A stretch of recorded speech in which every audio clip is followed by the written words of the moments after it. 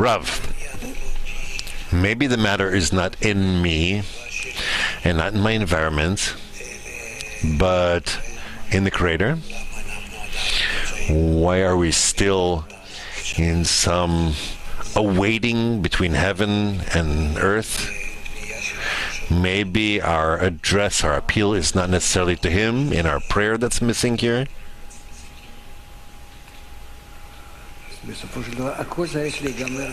Eventually, everything has to end with a demand to the Creator, with a prayer. What are we missing in order to break out with that? Please.